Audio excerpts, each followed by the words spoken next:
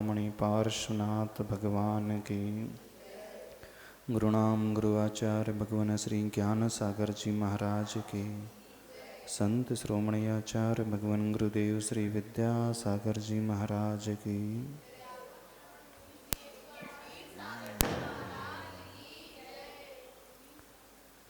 Page number 175 175। कुछ कविताओं के माध्यम से पूज्य गुरुदेव हम सब के लिए, देश के लिए, विश्व के लिए कुछ संकेतों को दे रहे हैं।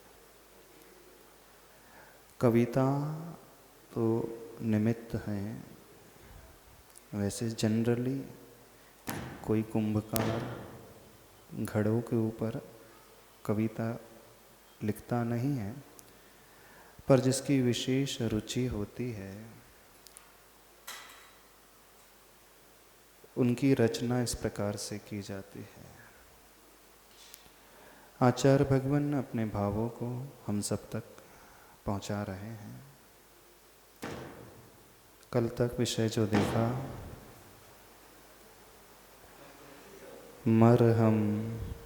मरहम बने, अर्थात मर कर भी, खप करके भी, कैसी भी परिस्थिति हो, हम किसी के लिए जीवनदायिनी औषधि अवश्य बन सके।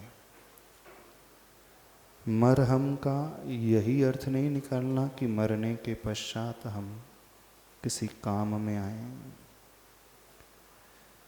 साहित्य में ऐसा कहा जाता है, व्यक्ति किसी भी तरह लग तो जाए अच्छे कार्यों में। जैसे उदाहरण के स्वरूप कहा जाता है, दिन रात एक कर दो। न कभी दिन रात हो सकता है, न ही रात्रि कभी दिन में परिवर्तित हो सकती है। फिर भी कहा जाता है दिन रात वह व्यक्ति एक किए हुए है, यानी जी जान लगा करके वह कार्य कर रहा है। पूज्य आचार्य भगवान अमृतचंद्र देव ने समयसार कलसा लिखा है। एक कलश में बहुत अच्छे से हम सबके लिए समझाते हुए कहते हैं, अयि कथमपि मृत्वा तत्व कौतूहली सन, अनुभव भव मूर्ते पार्श्ववर्ती मुहूर्तम। नीचे और भी पंक्ति हैं, उसको अब नहीं लेना चाहते हैं। शब्द का प्रयोग किया आचार्य अमृतचंद्र स्वामी जी ने, अयि कथम अपि मृत्वा तत्व कौतूहली सन, अनुभव भव मूर्ते हैं पार्श्ववर्ती मुहूर्तम। अर्थात हे संसारी प्राणी, किसी भी तरह मरना पड़े तो मर जा। कथम अपि मृत्वा, मृत्वा शब्द जो कहा गया है वो इसलिए कहा गया है, मर जाओ तुम तो, मरना पड़े तुम्हें, जी जान लगाना पड़े तो कर जाओ, लगा लो। किस लिए मरने के लिए वो प्रेरित कर रहे हैं? तत्व कौतूहली सन, यानी तत्व को जानने की अपने भीतर उत्कंठा तो पैदा कर लो। अपने भीतर यह भाव तो एक बार लेकर के आ जाओ, वह तत्व आखिर होता क्या है जो संसार के चक्रों से हमें ऊपर उठा करके लेकर के आ जाता है। अनुभव भव मूर्ति ही पार्श्ववर्ती मूर्ति। अनुभव करो, किसका अनुभव करो? भव मूर्ति। भव मूर्ति यानी संसार की मूर्ति क्या है? हमारा शरीर है। इसी शरीर के कारण यह संसारी आत्मा भटक रही है, परिवर्तन कर रही है, चारों गतियों के चक्कर को लगा रही है। तो आचार्य अमृतचंद्र स्वामी कहते हैं, अनुभव भव मूर्ति पार्श्ववर्ती मुहूर्त, मैंने एक मुहूर्त के लिए ही सही, कुछ क्षण के लिए सही, इस शरीर को अपने से अलग देख लो। इस आत्मा को शरीर से पृथक कर ले, एक मुहूर्त के लिए सही। और इस भेद विज्ञान को प्रकट करने के लिए इस भेद विज्ञान की भावना भाने के लिए तुम्हें मरना भी पड़े तो मर जाओ, क्योंकि अनादिकाल से एक क्षण भी ऐसा संसारी व्यक्ति के जीवन में नहीं आया है जिस क्षण उसने भेद विज्ञान को प्रकट किया हो। यदि भेद विज्ञान प्रकट हो गया होता तो संसार में भटकना नहीं पड़ता। भेद विज्ञान यदि जिसे प्राप्त हो जाता है वह सम्यक दृष्टि हो जाता है जी, और सम्यक दर्शन प्राप्त होते ही यह संसार चुल्लू भर मात्र रह जाता है, अर्थात अर्ध पुद्गल परावर्तन काल उसका संसार में रह जाता है। तो मरने के लिए कहा जा रहा है, प्रेरित किया जा रहा है, किस लिए? हम सभी संसारी व्यक्ति जो हैं, संसारी जीव कैसा है? मरता है, वैसे नहीं मरता है। पैसे कमाने के लिए व्यक्ति मरने को भी तैयार हो जाए, दिन रात एक किए हुए है, ना उसे खाने की सुध है, ना परिवार की सुध है, ना बच्चों की सुध है, कुछ भी सुध नहीं है। और आजकल के ज़माने में खासकर जो सॉफ्टवेयर इंजीनियर्स हैं, उनके वर्किंग आवर्स कितने रहते हैं? 16 आवर्स, 18 आवर्स डेली। मॉर्निंग में 6 बजे 7 बजे शुरू हो जाते हैं तो रात के 2 बजे तक लगे रहते हैं, रात के 12 बजे तक। यदि 8 बजे शुरू होते हैं तो रात के 2 बजे तक लगे ही रहते हैं, क्योंकि वर्कलोड ही इतना होता है, टारगेट ही इतना अधिक होता है कि वो 16 घंटे काम ना करें, 18 घंटे काम ना करें तो अचीव ही नहीं कर पाएंगे। उन्हें मालूम है कि हम एक्सेस कर रहे हैं, बॉडी जितना परमिट नहीं कर रही है उससे भी बढ़कर के हम कार्य कर रहे हैं, और उसके साइड इफ़ेक्ट्स भी होते हैं। बैकएक हो जाता है, सर्वाइकल हो जाता है, आई साइट वीक हो जाती है, न जाने कितने प्रकार की बीमारियां उन्हें लग जाती हैं, फिर भी वे दिन रात एक किए हुए लगे हुए। क्यों लगे हुए? उस पैकेज के पीछे। पैकेज चूँकि 1 CR का है, 2 CR का है। अब जो 2 CR पे कर रही है कंपनी, वो फ्री में तो पे नहीं करेगी, उसके अनुपात में वो काम भी लेगी। पर व्यक्ति को क्या दिख रहा है? इतना बड़ा पैकेज दिख रहा है, तो करने में क्या जाता है? अब जो होगा फ्यूचर में, भविष्य में हम देख लेंगे, लेकिन अभी तो जी जान लगा दो, मेहनत कर लो, कल मौका मिले अथवा ना मिले। तो संसारी व्यक्ति मरने को भी तैयार हो जाता है इस पैसे के पीछे। हो जाता है कि नहीं? नहीं हो जाते? तो जब संसारी व्यक्ति पैसे के लिए, इंद्रियों के विषयों के लिए, मोहों के कारण मरने को तैयार हो जाता है, तो पूज्य आचार्य भगवान अमृतचंद्र देव कह रहे हैं, हे जीव, तू एक बार ही सही उस तत्व के लिए तो मरने के लिए तत्पर हो जा। उस तत्व को पाने की जिज्ञासा एक बार अपने भीतर प्रकट कर ले। एक बार ही सही इस भव मूर्ति यानी इस शरीर को अपने से पृथक देखने का अभ्यास कर ले, अनुभव कर ले, फीलिंग लेके आ जा। कौन सी फीलिंग लेकर के आ जाओ? यह शरीर हमसे भिन्न है और हमारी आत्मा हमसे भिन्न है। हम सो शरीर नहीं है, शरीर सो आत्मा नहीं। कितने लोगों को यह विश्वास है? हाँ, विश्वास है। शरीर अलग है हमारा, हमारी आत्मा अलग है। विश्वास श्रद्धा का विषय है कि ज्ञान का विषय है? अभी सिर्फ ज्ञान का विषय है। और जिसकी श्रद्धा कट्टर हो जाएगी, पक्की हो जाएगी, वह शरीर में कुछ भी होता रहे, उसे ज़्यादा विकल्प नहीं होते हैं, क्योंकि वह पहले से ही ये जानता है शरीर तो पुद्गल है, जड़ है, नष्ट होने वाला है, खोने वाला है। हम कितनी भी इसकी रक्षा करें, कितनी भी केयर करें, इसे हम बचा नहीं सकते। जानता तो हर व्यक्ति है, लेकिन 2400 घंटा वो लगा किसके पीछे है? सही से बताओ, आप किसकी केयर कर रहे हो 2400 घंटे? किसकी देखभाल कर रहे हो? शरीर की कि आत्मा की? बिल्कुल शरीर के पीछे ही लगा हर कोई व्यक्ति। तो जान रहा है, लेकिन उसने एक बार भी ये भेद विज्ञान की भावना नहीं लाई कि मेरा शरीर मुझसे अलग है, मेरी आत्मा मुझ इस शरीर से टोटली भिन्न है। तो आचार्य भगवान कह रहे हैं, अयि कथमपि मृत्वा तत्व कौतूहली सन। मर करके भी एक तत्व को पाने की जिज्ञासा तो अपने भीतर ला लो, और इस शरीर को अपने से एकदम भिन्न देखने की कोशिश करो। तो आचार्य भगवान वही कह रहे हैं यहाँ पर,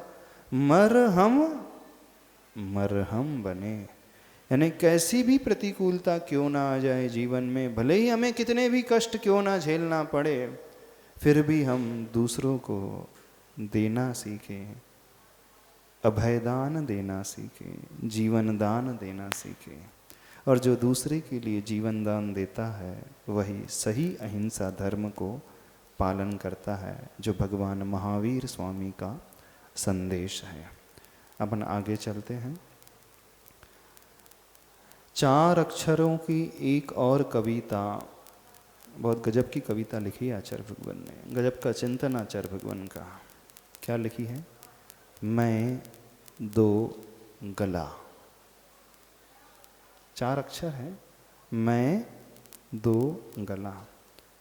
इससे पहला भाव यह निकलता है कि मैं द्विभाषी हूँ। 2 गले मतलब बायलिंगुअल, जो 2 भाषाओं को जानता है, अथवा मैं द्विभाषी हूँ, भीतर से कुछ बोलता हूँ, बाहर से कुछ और, पय में विष घोलता हूँ। दोगला किसे कहा जाता है? जो अंदर कुछ और होता है, बाहर कुछ और ही दिखाता है। अंदर अपने आप से कुछ और बोलता है, लेकिन दुनिया के समक्ष कुछ और ही शब्दों का प्रयोग करता है, तो उसे कहा जाता है दोगला व्यक्ति है। यानी इस पर विश्वास नहीं करना, कब धोखा दे दे कोई भरोसा नहीं।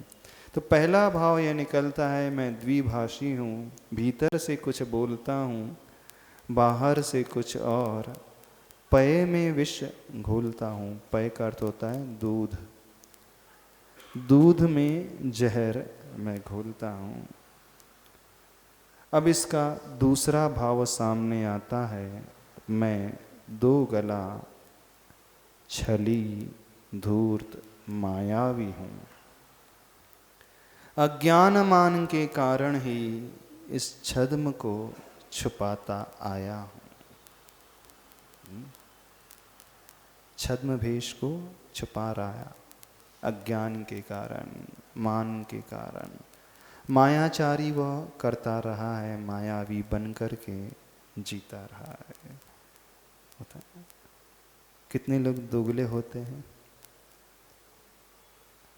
अधिकांश लोग होते हैं। बाहर कुछ होते हैं, भीतर कुछ होते हैं। भगवान के पास कुछ और होते हैं, और मंदिर से निकलते ही कुछ और हो जाते। मंदिर में आते ही कितने बड़े बड़े पुजारी बन जाते हैं, और मंदिर से निकलते ही, दुकान पहुंचते ही क्या रूप हो जाता है। हाँ, मंदिर में कितने सॉफ्ट स्पोकन होते हैं, और घर में कितने कठोर शब्दों का प्रयोग करते हैं। बाहर से प्रभु को कुछ और दिखाते हैं, अच्छे बन करके जाते हैं, अंदर ही अंदर धूर्त स्वभाव को लिए हुए होते हैं। नहीं होते? अच्छा, आप लोग भगवान के सम्मुख जब जाते हो, अच्छे बन करके जाते हो कि मायावी कपटी बन करके जाते हो? हाँ, कितने लोग अपना ओरिजिनल फेस लेकर के प्रभु के पास जाते हैं, जो वो हैं उस रूप को लेकर के भगवान के सम्मुख जाते हैं। जैसे वे हैं बिल्कुल वैसा ही अपने आप को प्रभु के सामने प्रकट कर देते हैं। कितने लोग जैसे हों बिल्कुल वैसे ही बोल देते भगवान को, कि छिपा जाते हैं। हाँ, भगवान के सामने तो सब अच्छे हो जाते हैं, नहीं हो जाते? ओरिजिनल फेस यदि देखना है तो कहाँ दिखता है आपका, बताओ? जो आप हो घर में, घर में भी नहीं, घर में कुछ और है, दुकान में कुछ और, बाथरूम में कुछ और, बच्चों के साथ कुछ और, सासू के साथ कुछ और, पति के सामने कुछ और, पत्नी के सामने कुछ और, भाई के सामने कुछ और। यानी हर जगह प्राय व्यक्ति एक अभिनय कर रहा है, नाटक कर रहा है, नहीं कर रहा। 24 घंटे में कब आप अपने ओरिजिनल रूप में रहते हैं बता दो हमें। जो आप हों अंदर से वैसे ही बाहर होते हो, बताओ। मंदिर में तो और ज्यादा धूर्त बन करके जाते हो, मंदिर में तो बहुत अच्छे बन जाते हो जबकि अंदर से कपटी हो। मंदिर में हमसे बड़ा, हमसे महान कोई होता नहीं है। हम कितने विनयशील हो जाते हैं मंदिर में प्रभु के आगे। जैसे विनयशील प्रभु के आगे हो जाते हो, क्या वैसे विनयशील आप हो? जैसे विनयशील आप गुरु के आगे हो जाते हो, क्या वैसे ही विनयशील मृदुभाषी आप वास्तव में हो? जैसे सात्विक आप हो जाते हो आचार्य भगवान के निकट जाकर के, वैसे ही आपका स्वभाव है। जैसा व्यवहार आप आचार्य भगवान के सामने जाकर के करते हो और आचार्य भगवान से दूर जाकर के भी बिल्कुल वैसा ही व्यवहार होता है। तो सबसे ज्यादा छद्म रूप वो कहाँ धरता है? देव गुरु के सामने, जहां तक हम समझते हैं। सबसे ज्यादा मायाचारी कहाँ होती है? काश जैसे संसार प्रभु के सामने है रहता है, वैसा ही अपने घर वालों के सामने हो जाए तो कितना अच्छा हो। क्यों? जितने अच्छे से भक्ति भाव करते हुए प्रभु की पूजा होती है, क्या वैसे ही आप दूसरों से बोलते हो? बताओ हमें, बोलते हो? बिजनेस में जब ऑफिस जाते हो, शॉप में जाते हो, मीटिंग्स होती है, अथवा घर के लोग होते हैं, मंदिर में तो गाली नहीं देते? कभी देते हैं? अपशब्द बोलते मंदिर में? जहां तक कोई नहीं बोलता। क्यों नहीं बोलते? मंदिर में नहीं बोलते तो फिर घर में क्यों बोलते हो? बताओ हमें क्यों? मंदिर में जनरली कोई कषाय नहीं करता है, एक्सेप्शन होते हैं, गुस्से से नहीं भरता है। फिर घर में क्यों गुस्से से भर जाते हैं? हाँ, आचार्य भगवान ने एक हाइकू लिखा है, बहुत सुंदर हाइकू है। कोई देखे तो लज्जा आती, मर्यादा टूटने से ना। हाँ, कोई देखता है तो लज्जा आती है, मर्यादा टूट रही है तो कोई फर्क नहीं पड़ता है। यानी व्यक्ति अथवा संसार कब कहाँ अच्छा बनता है? जब उसे कोई चार लोग देख रहे हैं तो बहुत अच्छा बन जाता है, और कोई नहीं देखता है तो? जब कोई नहीं देखता है शायद तब वो अपने ओरिजिनल रूप में आता है ना? हाँ, गलत तो नहीं कह रहे? जब हमें ये लगता है हमें कोई देख ही नहीं रहा है, तो हम जैसे हैं अंदर से वैसे ही बाहर से हो जाते हैं। और ऐसा लगता है कोई देख रहा है तो व्यक्ति कैसा हो जाता है? एग्जाम्पल दे, आप माला फेर रहे हैं मंदिर में बैठ करके, अकेले बेदी में बैठे हैं, उस समय माला कैसे चलेगी? और आपने देखा कि दो लोग आकर के आपके अड़ोस पड़ोस में बैठ गए, उस समय माला कैसी होगी? आसन कैसा हो जाएगा? ऐसा हो जाएगा। और उनकी जब कोई नहीं था तो? हाँ, तो सरासर क्या हुआ? मायाचारी नहीं हुई। कोई देख रहा है तो जीवन कैसा हो जाता है? बोलने का ढंग तो देखना, व्यक्ति कब कब किन किन क्षणों में मायावी हो जाता है, दोगला हो जाता है, दोगला। 24 घंटे में कब आप अपने ओरिजिनल रूप में रहते हैं? बताइए कब, कितने समय? जब जब वो किसी से मिलता है ना, कुछ और ही नकाब पहन करके मिलता है, कुछ और ही चेहरा सामने लाता है, जैसा वो होता नहीं है। उसका अंदर का चेहरा कुछ और है, बाहर का चेहरा कुछ और है। अंदर विचार कुछ है, बाहर के शब्द कुछ है। ऐसे नहीं होता, नहीं होता। चेहरे पर चेहरे हैं बहुत गहरे हैं। आचार्य भगवान इस दोहा सुनाते हैं किंतु दया धर्म के क्षेत्र में अंधे और बहरे हैं।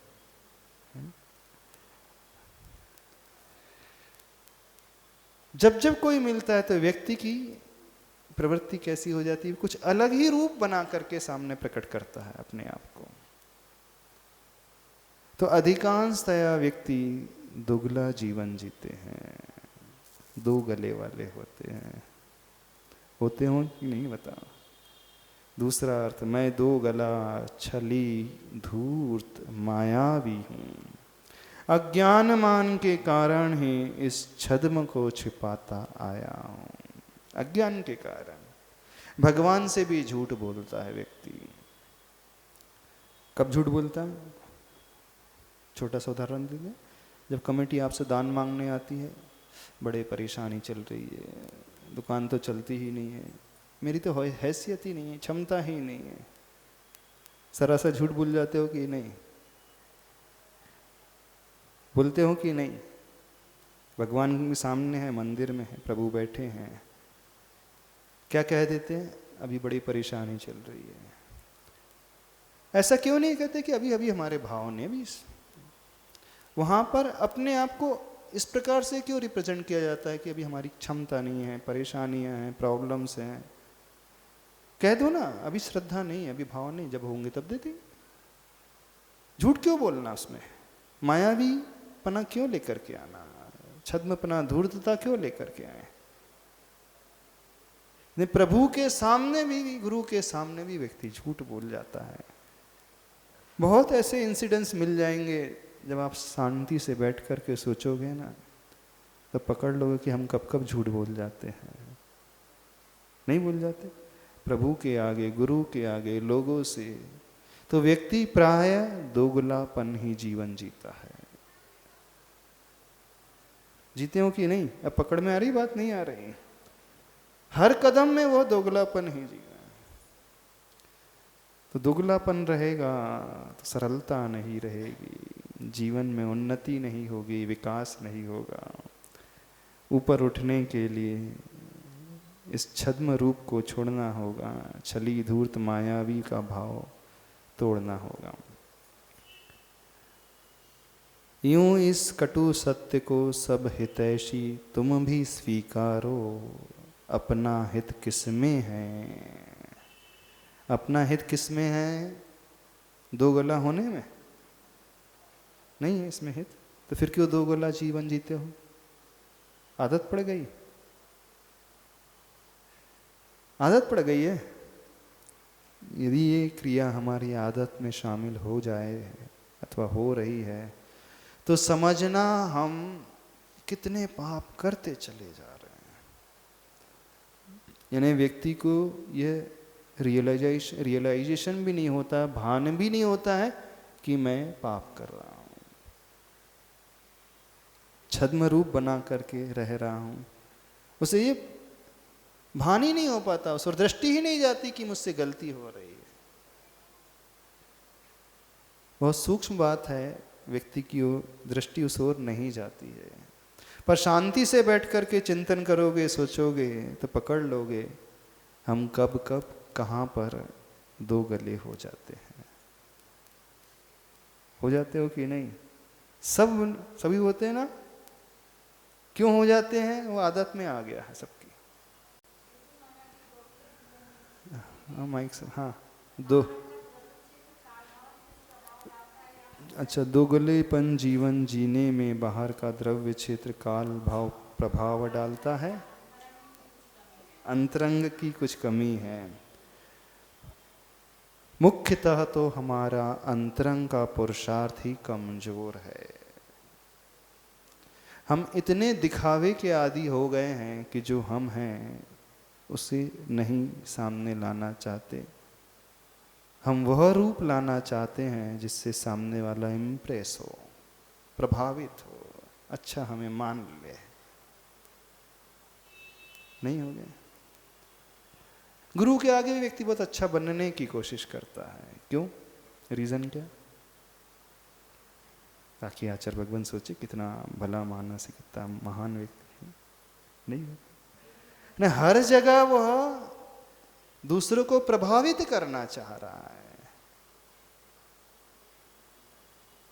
और जब जब हमारी दृष्टि में दूसरा रहेगा, पर रहेगा,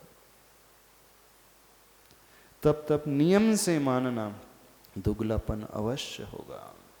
क्योंकि हमारा जीवन हमारे लिए नहीं हो करके दूसरों के लिए हो रहा है। हम दूसरों के अनुसार जी रहे हैं।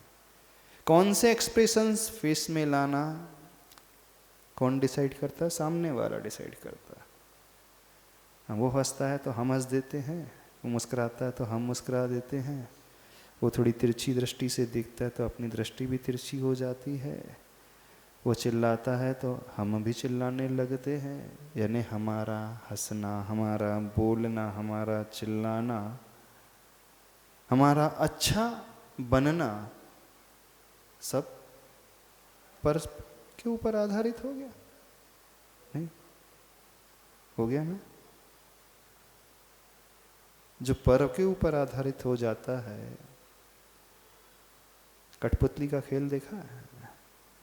कठपुतली का खेल, पर्दे के पीछे खड़ा होकर के व्यक्ति धागों से इस कठपुतली को नचाते रहता है। वो नाचना, हाथ ऊपर करना, पैर ऊपर करना, जैसा वो धागा उठाता है उसके अनुसार कठपुतली में परिवर्तन होता है। आप कठपुतली तो नहीं? क्यों कठपुतली? कठपुतली कितने लोग कठपुतली की भांति जीवन जी रहे? सभी। कठपुतली तो वो लकड़ी की है, बेजान है, जड़ है। आपके भीतर तो विवेक है, ज्ञान है, बुद्धि है। नहीं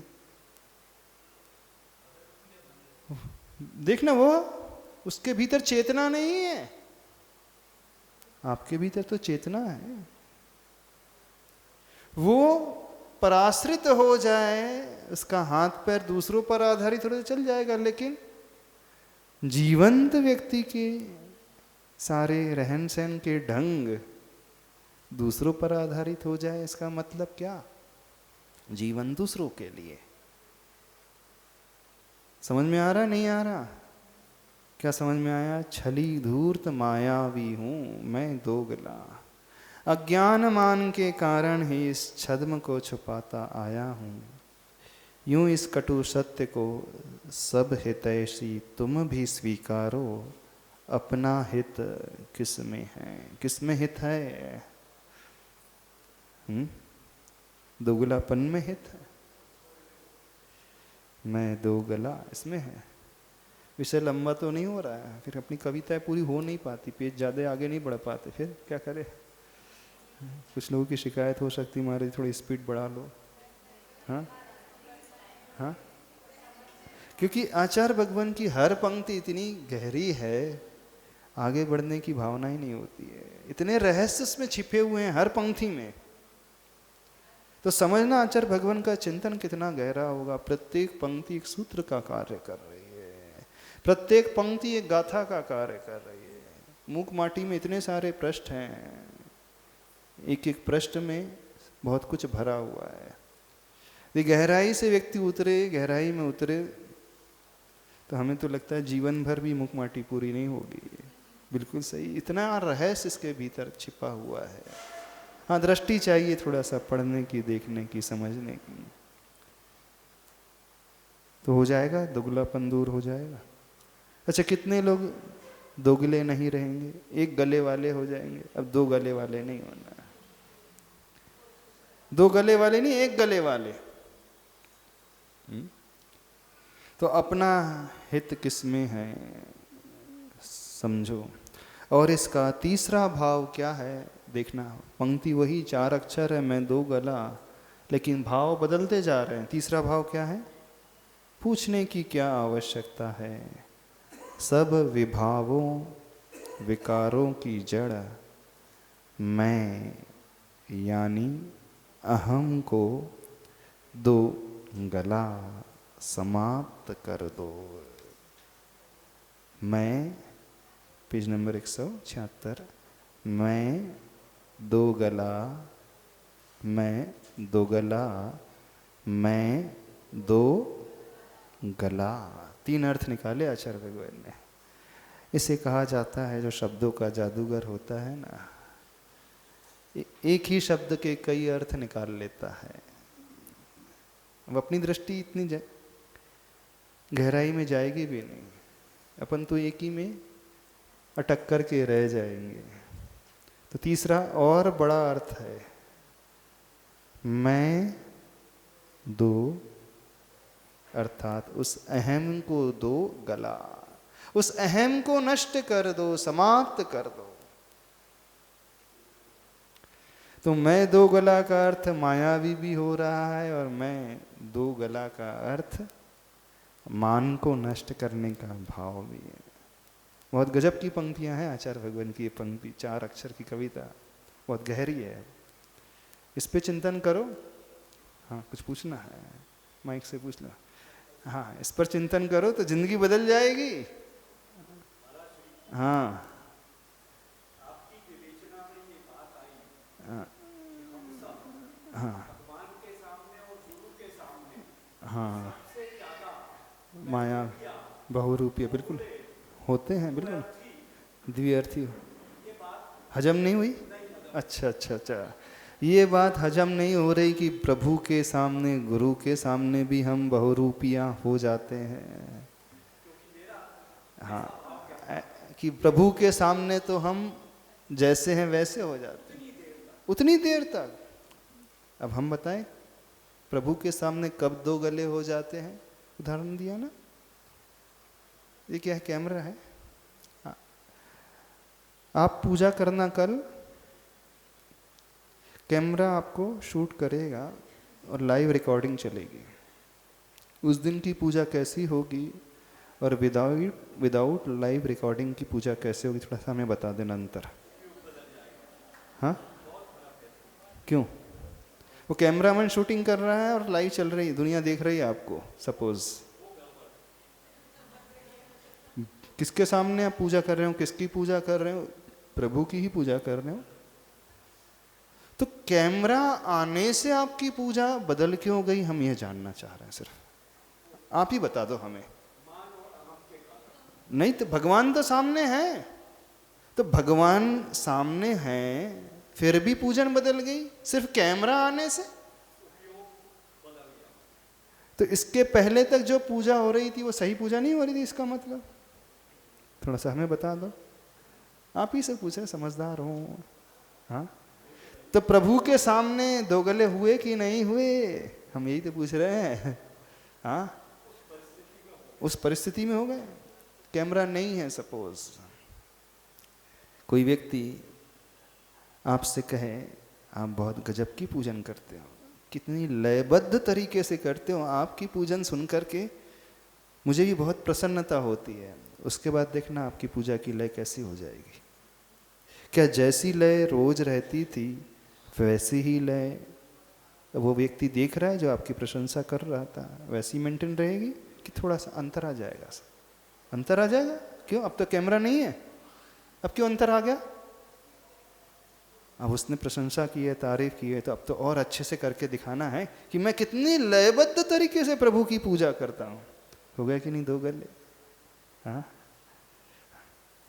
आचार्य भगवान कहते हैं गुरु देख रहे हैं उस समय आप सामायिक कर रहे हो, और गुरु की अनुपस्थिति है उस समय सामायिक कर रहे हो। दोनों सामायिक में क्या अंतर रहेगा? हाँ, क्या अंतर रहेगा? कितना अंतर रहेगा बतलाओ हमें। नहीं, कितना अंतर रहेगा कि नहीं रहेगा? तो गुरु के सामने भी अंतर आ गया। कोई देखे तो लज्जा आती, मर्यादा टूटने से ना। आचार्य भगवान का यह हाइक हुआ। कोई देखता है तो हम बदल जाते हैं, यह भी नहीं सोचते सामने प्रभु देख रहे हैं। अब प्रभु हमें क्या स्वीकारें? पहली वाली जो पूजा कर चल रही थी उसे असली माने, कि कैमरे वाली जो कैमरे के सामने वाली पूजा है उसे असली पूजा मान ले, अथवा कोई प्रशंसक आया उस समय जो पूजन चल रही है उससे आपकी ओरिजिनल पूजन माने? अब क्या है? भगवान बड़े कन्फ्यूजन में हो जाते हैं, बड़ा कन्फ्यूज हो जाते हैं वो। मैं समझ नहीं पा रहा हूँ। बोले कौन सी पूजा तुम्हारी सही मान लूँ? बोलो कौन सी मानना चाहिए भगवान को पूजा? बताओ। हाँ अच्छा, भगवान और आप अकेले कोई नहीं देखने वाला हो तब ध्यान है। तो प्रभु के सामने दो गले होते हैं कि नहीं, हम ये पूछ रहे हैं। और अधिकांश तया हो जाता, अधिकांश बार हो जाते हैं, एक बार नहीं। झूठ भी बोल देते, छिपा भी जाते, अपनी परिस्थिति को छिपा जाते। जब दान देने की बात आती गुरु के सामने, बोले आचार्य भगवान अभी थोड़ी सी दिन परेशानी के हैं, और उसी समय कोई आपसे कहे कि बहुत अच्छा पड़ोस में एक सौदा मिल रहा है, प्लॉट मिल रहा है सस्ते में 10 लाख, उस समय कहाँ से आ जाएगा पैसा? हाँ 1 करोड़ का प्लॉट मिल रहा है, जबकि उसकी वैल्यू है 1.5 करोड़ की, पर 1 में मिल रहा है, आ जाएगा? कहाँ से आ जाएगा? उस समय परेशानी कहाँ चले गई बताना? वहाँ पे भी हो गए कि नहीं दो गले? ऐसे ढेर सारे इंसिडेंट्स मिल जाएंगे, ढेर सारे घटनाक्रम मिल जाएंगे जब व्यक्ति दो गला हो जाता है। और जब हम प्रभु के सामने मायाचारी करते हैं ना, अन्य क्षेत्रे कृतं पापम धर्म क्षेत्रे विनश्यति, धर्म क्षेत्रे कृतं पापम वज्रलेपो भविष्यति। निदत्ति निकाचित कर्म का बंद हो जाएगा, नियम से हो जाएगा। क्यों? क्योंकि हमने गुरु के सामने, प्रभु के सामने मायाचारी कर दी। दुनिया में और कहीं की होती है, अन्य क्षेत्र में की होती तो कम पाप का बंद, इंटेंसिटी कम रहती, लेकिन अब तीव्रता ज़्यादा रहेगी। कई बार ऐसा लगता है मंदिर जाकर के व्यक्ति बहुत पाप कमा जाता है। उल्टी बात बोल रहे हैं हम, नहीं कमा जाता है। जो स्थान उसके पाप के धोने का था, उसी स्थान में जाकर के उसने पापों को बांध लिया, नहीं बांध लिया।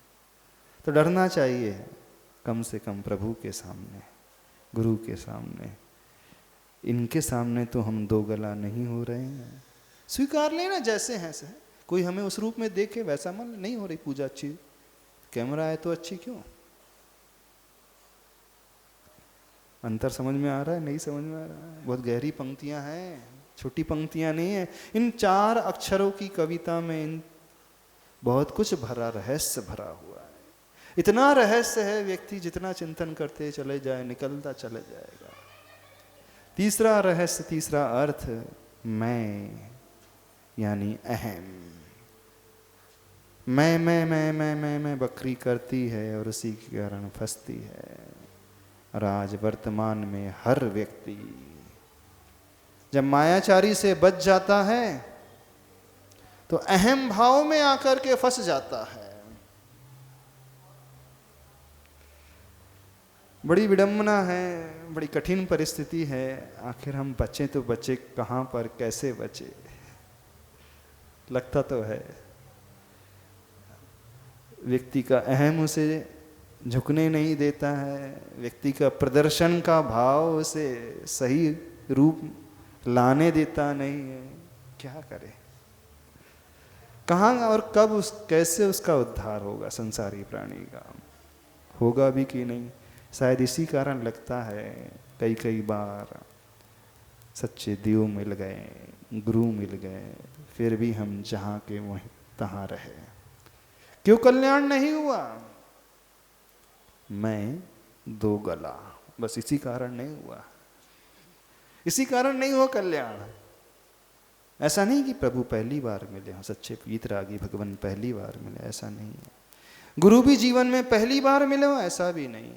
तीर्थंकर के समोसरण में हम लोग गए होंगे, लेकिन फिर भी एज इट इज बनने के बने रहे।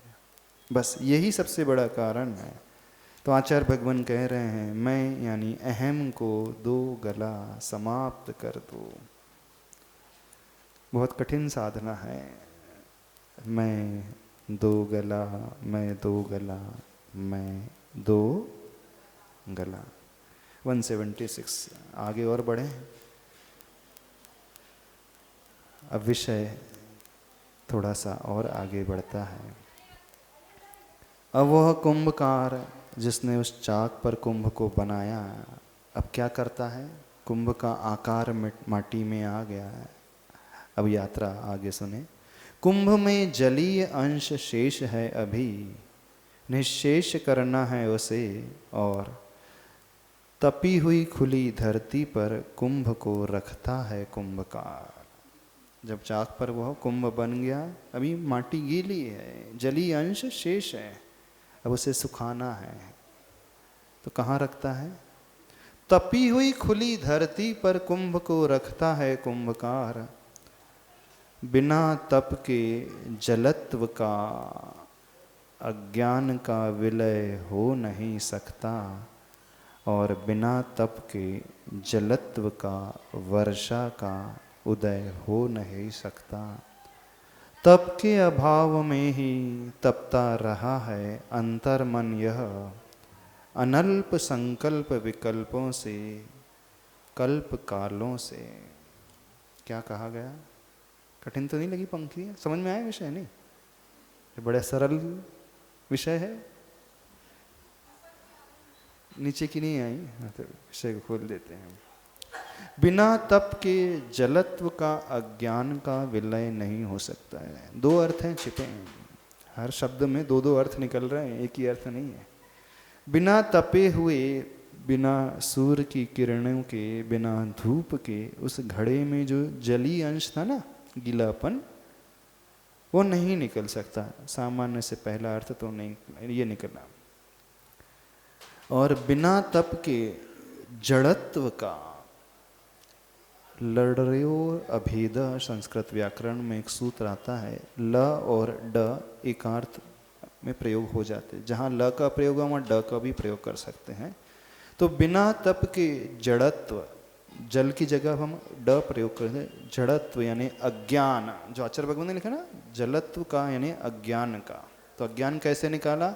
जो जड़ बुद्धि होता है ना, जैसे कहते हैं बुलचल के, ये तो जड़ बुद्धि है, ठस बुद्धि। और उसे शब्दों में कहें, जड़ बुद्धि वाले को कुछ समझ में नहीं आता, यानी अज्ञानी जीव को कुछ भी समझ में नहीं आता है। तो हमारे अज्ञान का विलय यानी नाश नहीं हो सकता है। किसके बिना नहीं हो सकता? तप के बिना, यानी तपस्या। यहाँ तप से बिना तपस्या के हमारे मोह रूपी अज्ञान का नाश नहीं हो सकता। तो ये अर्थ छिपा हुआ है। और बिना तप के जलत्व का यानी वर्षा का उदय हो नहीं सकता। वर्षा कब होती है? वर्षा ऋतु कब आती है? पहले 9 तपा आते हैं, मई के महीने में लास्ट में, जून के फर्स्ट वीक में क्या आते हैं? 25 मई से 2 जून तक क्या बोलते हैं उसे? 9 तपा। यानी जब धरती पूरी तप जाती है, धरती पर दरार पड़ जाती है, ऐसी तपने लगती है पूरी पृथ्वी, तब कहीं जाकर के वर्षा ऋतु का आगमन होता है। जितनी तीव्र गर्मी पड़ेगी 9 तपा में, उतनी अच्छी बारिश होती है। और तपा छू जाए तो फिर बारिश अच्छी नहीं होती, ऐसा कहा जाता है। यानी तप जब तक तीव्रता को लिए हुए नहीं रहता है, तो शीतलता का एहसास भी शुरू नहीं होता है। तो 9 तपा का अर्थ क्या होता है? अब देखना, उसे दूसरे पक्ष में घटा रहे हैं।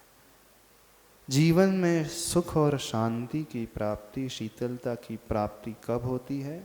जब बहुत ज़्यादा व्यक्ति तपता है, जब जीवन में बहुत ज़्यादा प्रतिकूलताएं आने लगे, कठिनाइयाँ आने लगे, तो समझना इसके पश्चात अब वर्षा का काल आने वाला है, जो हमारी तपन को शांत करेगा, दुखों को शांत करेगा।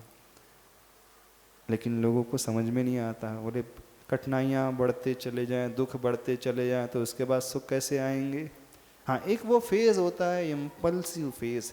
यदि उसे व्यक्ति ने अच्छे से सहन कर लिया, झेल लिया, टॉलरेट कर लिया, तो नियम से उसके पश्चात शीतलता आएगी ही।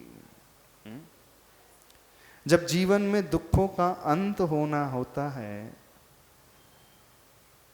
तो दीपक भभकता है, लौ उसकी तेज हो जाती है, अग्नि तेज हो जाती है। तो ऐसा लगता है देखो कितनी अग्नि बढ़ गई, अब तो कष्ट और बढ़ेंगे, लेकिन उसके पश्चात ही दीपक बुझ जाता है। ऐसे ही होता है ना, आरती जब जलाते हैं उसमें घी समाप्त हो जाता है तो अंत समय में क्या है, उसकी लौ एकदम भभकने लगती है। जीवन के साथ भी ऐसा ही है, जब बहुत ज्यादा कष्ट असहनीय से होने लगे, सहन सीमा के बाहर से होने लगे, ऐसा प्रतीत होने लगे अब हमारे वश की बात नहीं है, अब सहा नहीं जाता प्रभु, अब अति हो रही है। हाँ, उस फेस को जो व्यक्ति आसानी बहुत समता से निकाल लेगा तभी उसे अगला फेज मिलेगा, जलत्व का, शीतलता का, सुख का और शांति का। हाँ पूछो, क्या पूछना है? माइक से बोलो सब तक। हाँ, घूरे के भी दिन बदलते हैं, पर कुछ लोग ऐसे होते हैं उनके दिन ही नहीं बदलते, ये कहना चाह रहे हो ना? हाँ, किसी के साथ कर्मों का बहुत तीव्र उदय होता है। हाँ हाँ बिल्कुल होता है, जब तक हमारे कर्म हैं, पाप कर्म की तीव्रता है, तब तक तो हमें सहन करना ही पड़ेगा, क्योंकि हमारा ही बांधा हुआ है, किसी और का बांधा हुआ नहीं है। जिस समय बंध रहा था उस समय हम कुछ और ही सोच में, और ही विचार में, और ही धुन में रहते थे। अब बंधा है तो उसे भुगतना तो पड़ेगा ही। लेकिन जब बहुत ज़्यादा तीव्रता होने लगे तो समाप्त, तो मानना कि अब ये इति की ओर, समाप्ति की ओर जा रहा है, और जो समाप्ति की बाद ही तो दिन का प्रादुर्भाव होता है। जब सूर्य उदय होने को होता है, रात्रि बीतने की होती है, तो अंधकार एकदम घना सा हो जाता है। समझना अब दिन होने वाला है, सेइंग है। जब हमारी शैडो बहुत ज़्यादा लंबी होने लगे तो समझना सूर्य अस्ताचल की हो रही। When a small man casts long shadow means sun is going down। जब सूर्य अस्त होता है तो हमारी परछाई लंबी हो जाती है, होती है कि नहीं? वैसे अपनी हाइट 6 फीट की है, उसकी परछाई दिन के समय 12 बजे के समय परछाई दिखती नहीं, वही समाहित हो जाती है। लेकिन सूर्य जैसे जैसे पश्चिम की ओर मुंह करता है और सूर्य अस्त की ओर, अस्ताचल की ओर होता है, तो परछाई और लंबी होते चले जाती है।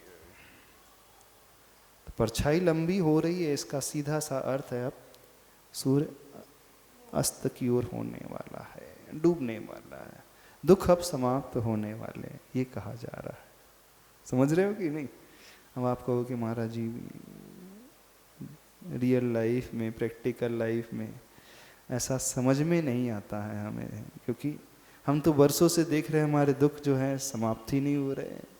आप कहे अवश्य रह रहे हो, आचार्य भगवान कहे अवश्य रहे हैं, पार्श्वनाथ भगवान ने कितना तप तपा, तभी तो उन्हें केवल ज्ञान प्राप्त हुआ, नहीं हुआ। सुकौशल मुनि महाराज, उन्होंने कितनी तपस्या की। हाँ? जब भीषण उपसर्ग को झेला तो उस अनंत सुख को पाया। जो विद्यार्थी है, कठिन तपस्या करता है, खूब मेहनत करता है, तभी तो वह अच्छी डिग्री को लेकर के आता है, नहीं आता। तो घड़े को भी, उस कलश को भी, कुंभ को भी तपना होगा, तभी उसके भीतर से जलत्व दूर होगा, अथवा वो जड़त्व, अज्ञान नष्ट होगा। समझ रहे हो नहीं? और क्या कहा गया है? तप के बिना, तप के जलत्व का, वर्षा का उदय हो नहीं सकता। तप के अभाव में ही तपता रहा है अंतर मन यह, अनल्प संकल्प विकल्पों से, कल्प कालों से। आज तक हमने तपस्या समीचीन नहीं की है, इसी कारण हमारा अंतर मन जो है तपता रहा है, जलता रहा है। कब से जल रहा है? अनल्प, किस प्रकार से जल रहा है? अनल्प संकल्प विकल्प। अनल्प का अर्थ होता है, अल्प का अर्थ होता है माइन्यूट, लिटिल बिट, छोटा सा, और अन उपसर्ग लग गया है तो वो बहुत ज़्यादा। अल्प का मतलब कम और अनल्प का मतलब बहुत अधिक, उसका अपोजिट है। अल्प का अपोजिट अनल्प है ना, निषेधात्मक हो जाता है संस्कृत व्याकरण में। तो यहाँ पे अनल्प यानी उसका अल्प का जो निषेध कर रहा है, चूंकि वो अल्प स्वर है, अ से शुरुआत हो रहा है, जैसे 5 वॉवल्स होते हैं ना इंग्लिश में, ए आई ई ओ यू, तो उसमें एक के लिए क्या होता है, एन जोड़ा जाता है, और दूसरे लेटर से तो ए जोड़ा जाता है। तो ऐसे ही संस्कृत व्याकरण में है, स्वर से शुरुआत होता है तो अन जोड़ता है, और व्यंजन से शुरुआत होती तो अ जोड़ता है निश्चित रूप से। हिंसा का विरुद्ध क्या हो गया, अहिंसा। सत्य का विरोधी क्या हो गया, असत्य। अल्प का विरोधी क्या हो गया, अब अल्प नहीं होगा, वो अन उपसर्ग लगता है तो वो अनल्प। तो अनल्प का मतलब हुआ है जो अल्प नहीं है, यानी बहुत अधिक है। तो अनल्प संकल्प विकल्पों से कल्प कालों से तपता रहा है अंतर मन, यानी बहुत प्रकार के संकल्प विकल्प मन में आते रहे हैं। कब से, कल्प कालों से, उसकी कोई शुरुआत नहीं, हजारों लाखों करोड़ों वर्षों से सिर्फ संकल्प विकल्प में उलझा हुआ है यह जीव। अब तो समझ में आया। विफलता ही हाथ लगी है, विकलता ही साथ चली है, किस विध कहें किस विध सहें और किस विध रहें, कोरी बस सफलता की बात मिली है आज तक इस जीवन में। जो भी मिला है विफलता असफलता ही हाथ लगी है, और विकलता ही साथ चली। विकलता का अर्थ आकुलता समझ लो, आकुल व्याकुल परिणाम जो हो जा रहे हैं, यानी सही नहीं मिला है, व्याकुलता ही रही, साथ चली है। किस विध कहें, किस प्रकार से हम कहें, किस विध सहें, कैसे उसे हम सहन करें, और किस विध रहें, किस प्रकार से हम रहें। कोरी बस सफलता की बात मिली है। संसार में आज तक सिर्फ बातें ही सुनने को मिली है, लेकिन जो हम चाहते थे वो नहीं मिला है आज तक इस जीवन में। अनंत की सुगंध में खो जाने को मचल रहा है, अंत की सीमा से परे हो जाने को उछल रहा है। संत का अशांत मन यूं पूछता है, ओ वासंती महिमा कहाँ गई, ओ वसंत की महिमा कहाँ गई, इस पर कुछ शब्द मिलते सुनने संत को की। अब यहाँ पर साहित्य का वर्णन शुरू हो रहा है, वसंत ऋतु का वर्णन शुरू हो रहा है। अब जो कवि की कविताएं आ रही हैं साहित्य के रूप में, क्योंकि महाकाव्य की एक विशेषता है, उसमें सभी रसों का वर्णन होता है। अब यहाँ पे साहित्य का वर्णन, जो कविता प्रेमी होते हैं अथवा कवि हृदय होते हैं, जिन्हें कविता पसंद होती है, बहुत अच्छा विषय है। लेकिन मात्र शब्द ही अच्छे नहीं हैं, इसके भाव भी बहुत अच्छे हैं। तो क्या कहा, अनंत के सुगंध में खो जाने को मचल रहा है, अंत की सीमा से परे हो जाने को उछल रहा है। संत का अशांत मन यूं पूछता है, क्या पाने की इच्छा कर रहा है, अनंत की सुगंध में खो जाने को। अभी तक संसारी व्यक्ति क्या पाने की इच्छा करते हैं, सुगंध की तो इच्छा करते हो, लेकिन वो कितने समय लास्ट रहती सुगंधी, कितने समय तक टिकती है, थोड़ी देर। अभी तक उस सुगंधी की वांछा पैदा नहीं हुई है जो अनंत काल तक टिके रहे। कितनों के मन में हुई? हुई नहीं हुई। सुगंधी की इच्छा हुई है, लेकिन तात्कालिक, छोटी सी। अंत की सीमा से परे हो जाने को उछल रहा है मन का, संत का शांत मन। कौन सी सीमा को पाना चाहता है? अब लिमिट से वो ऊपर उठना चाहता है, यानी अनंत को पाने की भावना उसके भीतर है, उछल रहा है कि जो जो भी आज तक मैंने चाहा, माना, मांगा, बहुत थोड़ा मांगा और छूट गया, चला गया। आज तक एक बार भी ऐसी भावना नहीं कि हे प्रभु मुझे अनंत मिल जाए। सुख तो चाहते हैं सभी लोग, अनंत सुख की भावना किसने की?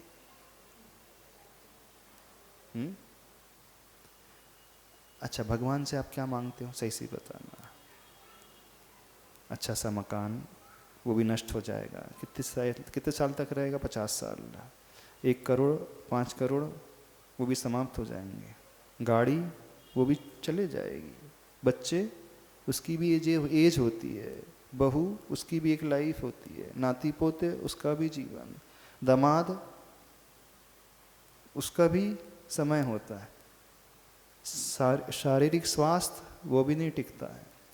भगवान से कौन कौन सी आकांक्षा करते हो, सही से बताना। जो जो भी मांगते हो वह सब सीमित ही मांगते हो, कुछ समय तक टिकने वाला है। इसके अलावा कुछ मांगते हैं आप? आज तक प्रभु के पास जाकर के उसकी कौन सी कामना की? पति पत्नी, बच्चे, भाई बहन, माता पिता, शरीर, स्वास्थ्य, रुपया, पैसा, घर, मकान, गाड़ी। इसके अलावा क्या मांगा आज तक आपने? अंदर से बताना। ने जो भी आकांक्षा की है वो सब समाप्त होने वाली वस्तु की आकांक्षा। ऐसा बेटा मांगा जो कभी मरे ना? कितनी माँ ने मांगा? चलो पूछ रहे। ऐसी धन दौलत मांगी जो कभी समाप्त ना हो। प्रभु के आगे क्या है? एक प्लॉट मांगोगे, एक फ्लैट मांगोगे, भावना अंदर से, एक कोठी। इसके अलावा क्या? आपकी शक्ति कितनी है, आपकी सोच कितनी है? इतनी सी है ना। किसी की 1 करोड़ हो सकती, किसी की 10 करोड़, किसी की 100 करोड़, 1000 करोड़ बोल ली मान ली। हाँ, तो आप लोगों की लिमिट कितनी है? हम थोड़ी सी आपकी सोच जानना चाहते हैं। हाँ, कितनी भावना होती है आपके भीतर प्रभु के पास आकर, जिससे दुख भी है, मान लीजिए परेशान है वो, तो क्या भावना करता है? जो पैसों से परेशान है तो वो सोचता है प्रभु इतना पैसा मिल जाए कि घर अच्छे से चल सके। इतना ही करता है कि नहीं? जो पैसे से परेशान है, जिसको कोई बीमारी लगी शारीरिक, ये प्रभु ये बीमारी ठीक हो जाए। कितने लोगों ने ये भावना मांगी कि हे प्रभु मेरा शरीर ही ना समाप्त हो जाए, शरीर ही ना रहे मेरे पास। बताओ, किसी ने नहीं मांगा? किसी। तो जो भी भावना रही है अंत होने वाली भावना रही है। हम ये कह रहे हैं, आचार्य भगवान ये कह रहे हैं, जो भी कामना रही है सीमित रही है। आज तक इस जीव ने असीमित की कामना ही नहीं की। अंदर से तो यही भाव निकलते हैं ना। भले ही आप कहोगे अक्षय पद प्राप्ताय अक्षतान निर्वपामीति स्वाहा, लेकिन कौन सा पद चाहिए? कितना विरोधाभास है, कॉन्ट्रडिक्टरी है आपकी पूजाएं, आपके उच्चारण, आपकी कामनाएं। जन्म जरा मृत्यु विनाशनाय जन्म निर्वपामीति स्वाहा। हे भगवान स्वर्ग में अच्छा वैभव मिले, इस स्वर्ग में मैं जाकर के पैदा हो जाऊं। कह रहे हो जन्म नष्ट हो जाए और फिर बाद में इच्छा है स्वर्ग में पैदा हो जाऊं, राजा के यहाँ पैदा हो जाऊं, उस सेठ के यहाँ पैदा हो जाऊं अगले भाव में। 2 गला आप पूछ रहे ना कब 2 गला होता है? 2 गला बता रहे हैं। जो भी वो मांगता है अंत सहित ही मांगता है। सबके जितने भी लोग हैं प्रभु के पास यही याचना करते हैं। अंदर से कब सोचा कि प्रभु अब ये शरीर छूट जाए मेरा, अब शरीर ही ना मिले मुझे। ये कहना अलग है, जन्म जरा मृत्यु विनाश ना है, ये तो रटी रटाई पंक्तियां, इससे कुछ नहीं होता। पूजा में जो अर्घ्य चढ़ाते हो ना, सब रटी रटाई पंक्तियां, इससे कोई कल्याण नहीं होता है। क्यों कल्याण नहीं होता है? क्योंकि सब शब्दों का खेल है, हृदय की पर्याय नहीं बनी है वो भी। कभी ये भावना भाई हे प्रभु मेरा शरीर छूट जाए हमेशा के लिए।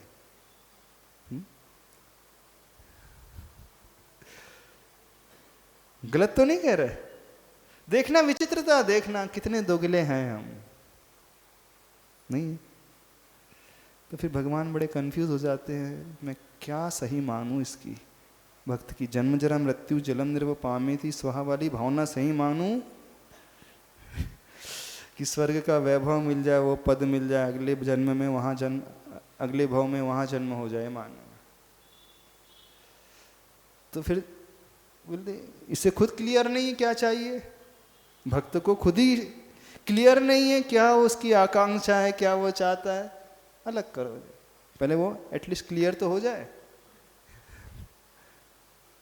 ऐसा करना। अब थोड़ा सा ये मायावीपन जो है ना छोड़ देना।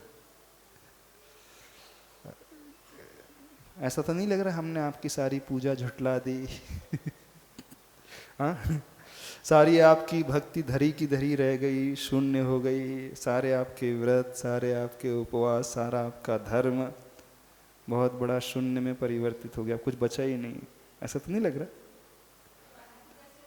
हाँ अच्छा, गलत तो आपने जो भी आज तक चाहा अंत सहित ही चाहा ना, अनंत को नहीं चाहा, किसी ने नहीं चाहा।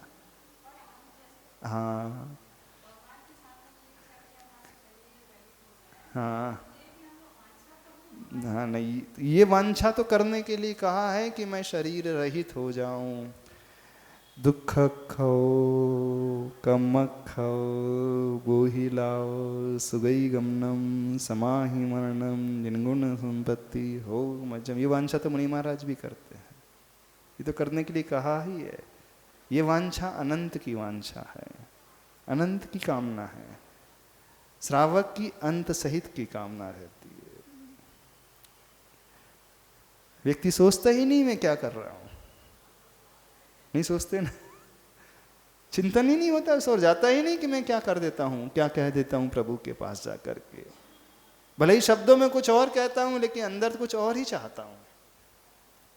बस चलता रहेगा संसार, ऐसे चलता रहेगा, नष्ट नहीं होगा संसार, समाप्त होगा ही नहीं, क्योंकि आप स्वयं क्लियर नहीं आप क्या चाहते हो।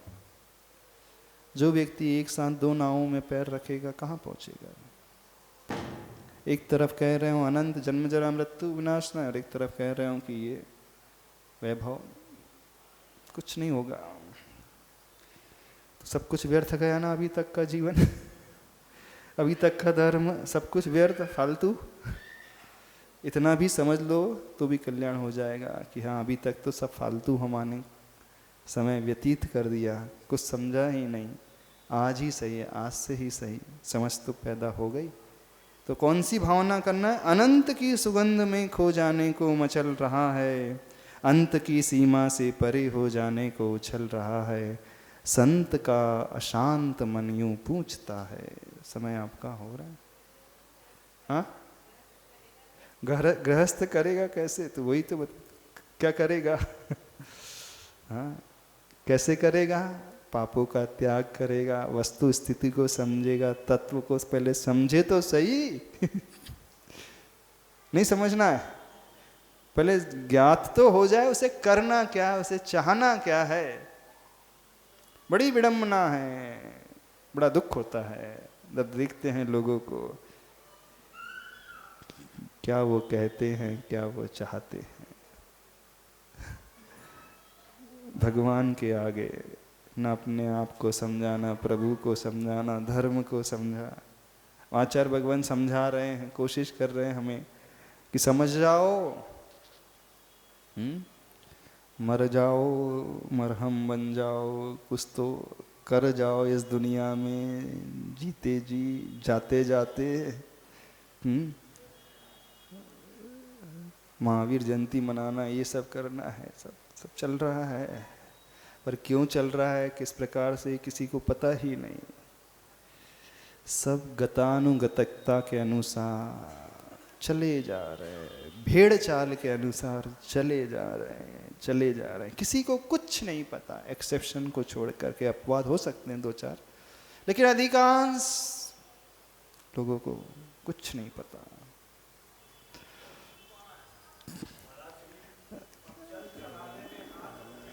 हाँ चलो समय हो रहा है, हाँ क्या करना है?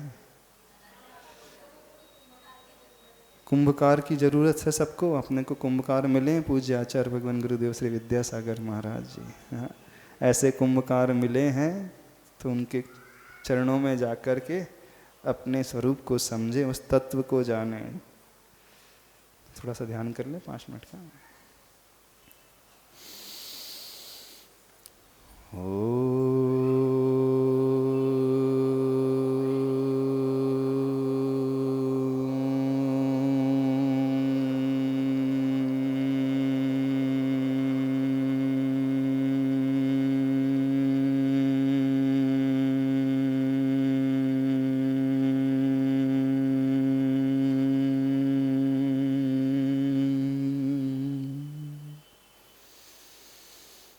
सारे लोग अपना ध्यान अपने हृदय के भीतर लेकर के आए।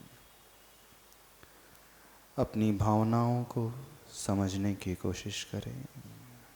आज प्रभु साक्षी पूर्वक, गुरु साक्षी पूर्वक अपने अज्ञान को मैं छोड़ रहा हूँ, त्यागता हूँ, ऐसी भावना भीतर लाते हुए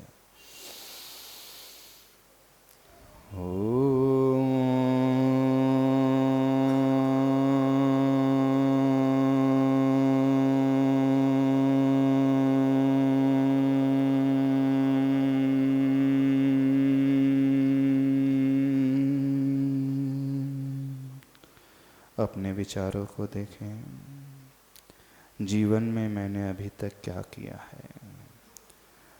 प्रभु के सामने क्या याचना की है? क्या मांगा है? मेरी कौन सी कामना रही है, मुझे खुद ही ज्ञात नहीं है।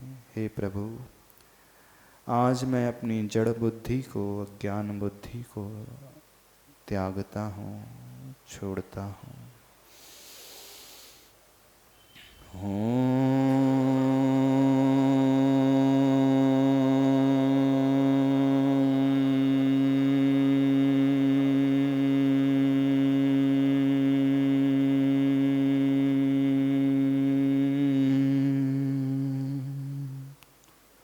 अपना अध्ययन करें। हमारा जीवन आज तक कैसा रहा है? हमारा धर्म आज तक किस प्रकार से रहा है? हमारे विचार, हमारे तप, हमारे नियम, हमारी पूजा, सब कुछ ऐसा प्रतीत होता है अज्ञान बुद्धि के कारण व्यर्थ चला गया। आज उस अज्ञान बुद्धि को मैं प्रभु चरणों में छोड़ रहा हूँ। अज्ञान रहितो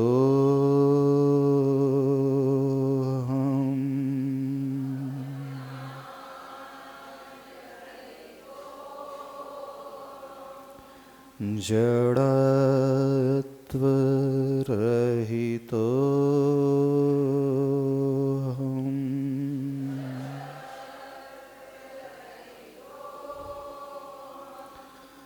मोह रहितो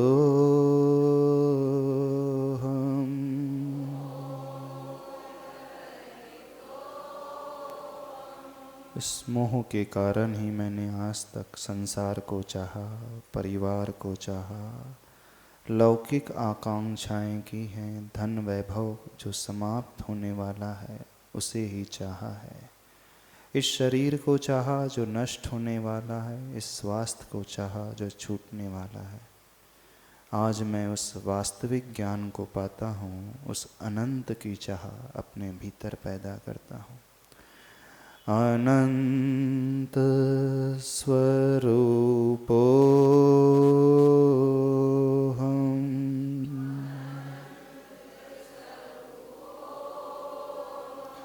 अनंत ज्ञान सहितो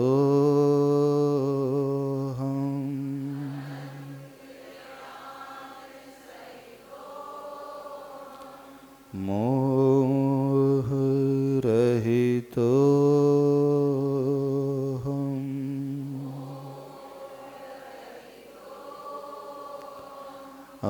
अज्ञान रहितो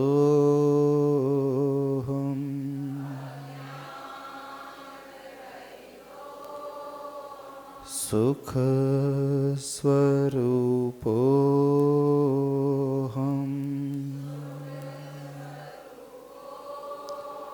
अनंत शक्ति संपन्नोऽहम्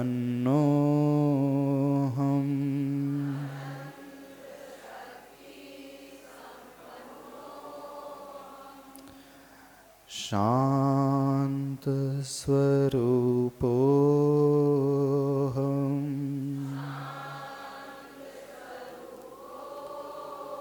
विकल्प रहितोऽहम्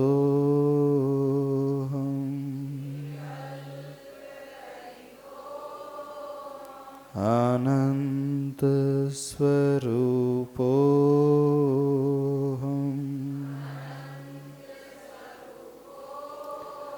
क्षय रहितोऽहम्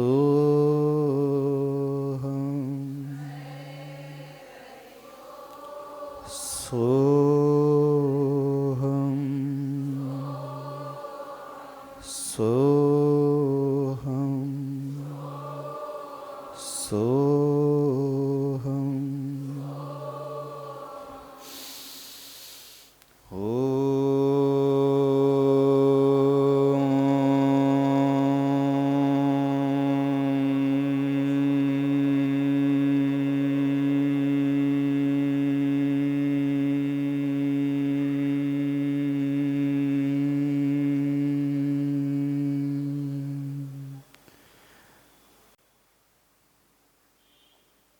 अरहं परम शांति